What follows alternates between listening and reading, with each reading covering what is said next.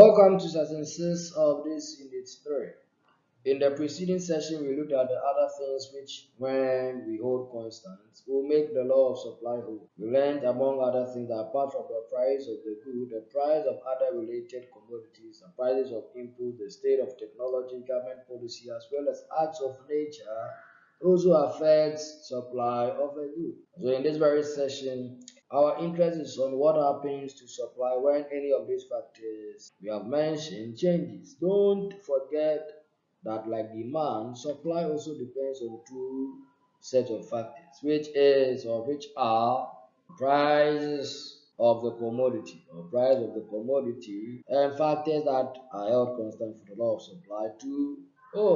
The effect of these two factors or set of factors on the supply curve are actually different. One leads to a movement along the curve, like we had movement along the demand curve, and the other results in bodily shifts of the supply curve. The question again is which, and the answer is what we seek to look at in this session. For that matter, by the end of this session, we wish that you should be able to distinguish between change in supply and change in supply and change in quantity supplied. You should be able to also graphically demonstrate the change in supply and graphically demonstrate the change in quantity. Focus on quantity supplied. Let's get started. A change in quantity supply. Let's go back to the law of demand. What happens to quantity supplied if the price of commodity increases and all other factors which affect supply remain the same? Remember the answer, try and answer it.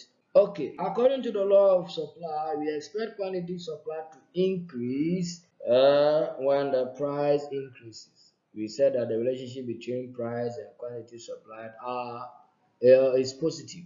So when there is increase in price, quantity supplied will increase, and when there is decrease in price, quantity supply will also decrease. All right, that's what we said. We showed it on a particular diagram. Let me try and sketch a diagram for us. A short diagram, first one. All right, I have my price and I have my quantity. I'll say QS, and I'll introduce just A, B, C. So I may say here is 5. Let's say here is 10. Let's say here is 15, and here is 20. The B may not necessarily be up to the 15. Here maybe say 9. So I'll link it this way, and I'll link it to some prices. I may link this to say 50 CDs. I may link this to say 100 CDs, and the last one, which is the C, I may link to say 150. My origin is here.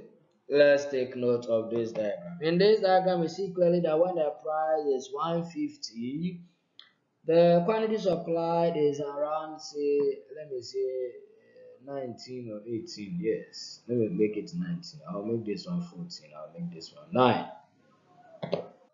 And when the supply falls to 100, we see that the quantity demand also falls, and subsequently that of falling to 50, the quantity supplied also decreases. Now the movement from point A to B to C is normally described as movement along the same supply curve. Movement from A to B to C, from here to here. That's what we call movement along the same supply curve. The effect of a change in price of the commodity upwards or downwards, all other things being equal, will show only movement along the same supply curve as we have shown here.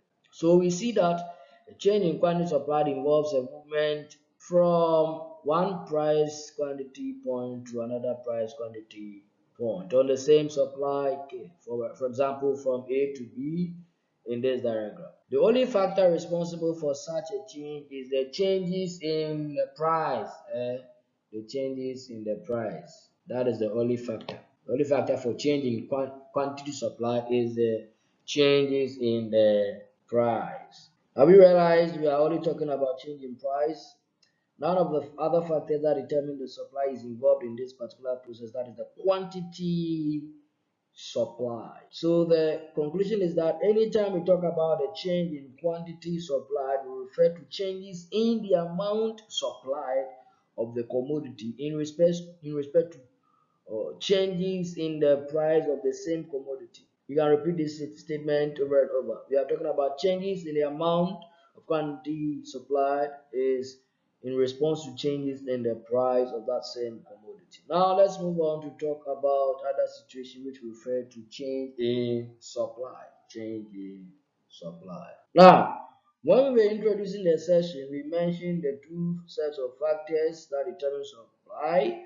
We said price of the commodity was the first. What was the second set? The second set of the factors is made up of those factors that are held constant for the law of supply to hold.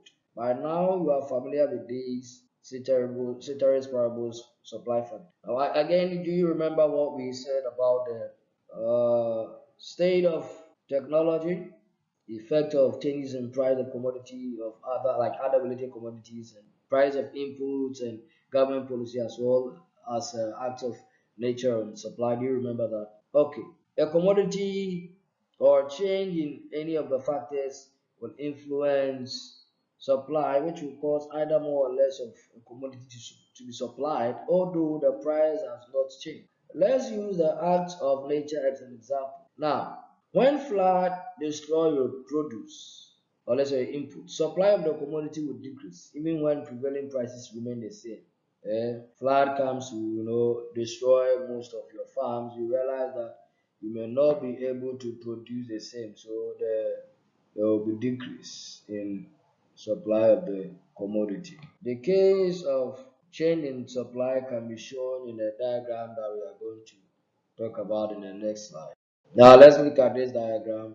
Let's look at this diagram. I have my price and then the quantity. I'll put my origin here. I'll put a number px here. I'll make it straight here.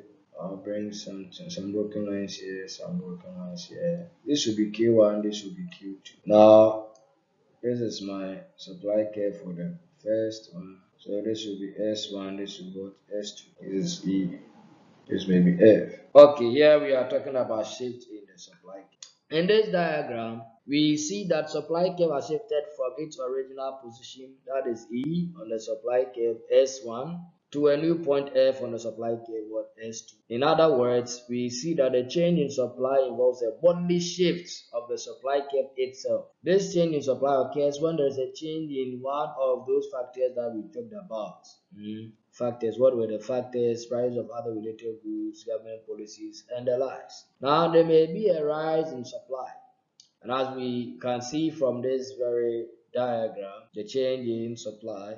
I don't know if you are aware that the change involves either an increase or decrease. And I know, yeah, this one change may be increased and it may be decreased. And if this is so, then as we did in the case of demand, I want us to be more specific and find out what happens when there is an increase or rise in supply in the opposite case, say decrease or fall in supply. What will the supply curve shift bodily to? Will it shift to the left or right? Take your daughter, try and sketch the results on your own. An increase in supply occurs actually when supply curve shift outward to the what? Right. So I may even introduce another one here, let's say S3, so that when we say it has decreased, it may shift to A, B, C, D, E. So I may put D here. So when there is decrease in supply, there will be a shift to the left. When there is increase, there will be a shift to the what? The right. This is the right, and this is the what? The left. This may be caused by one or combination of some factors. Now, it may be caused by a decrease in price of all other decrease in price of all other commodities. It may also be caused by decrease in prices of inputs used in the production, or say cost of reducing improvements in technology in the industry, or say reduction in taxes or increase in subsidies. So this may lead to a fall in supply. The fall in supply, this will lead to an increase in supply, but the fall in supply has the opposite effect. The price-induced change in quantity is a movement along the same supply curve caused by changes in the price of the commodity. That one you have to know. That is the first case, talking about the quantity supply, change in quantity of supply.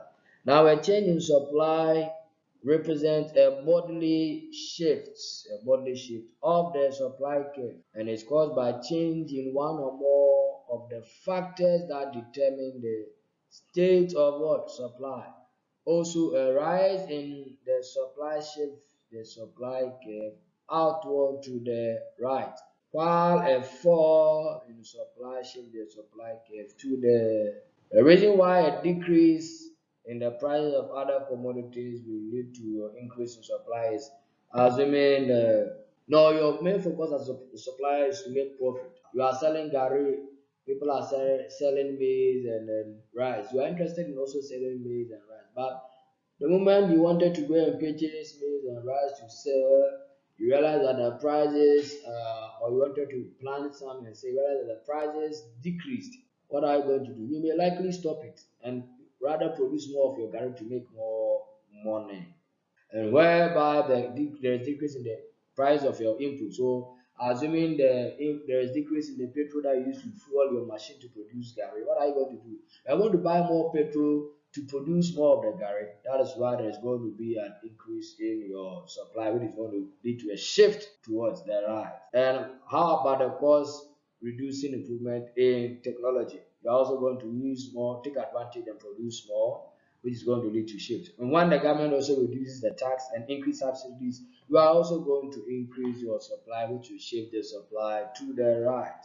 So if you didn't understand what we meant by these points here, I've explained them now. And this actually brings us to the end of this particular session and the end of this particular unit, that is unit 3. In unit 4, we are going to combine both demand and supply. I'm going to talk about equilibrium. You've been hearing market equilibrium, market equilibrium. What is the meaning of market equilibrium? That is what we will address in unit 4, and it's going to be enjoying. Until then, I will say thank you for joining me for this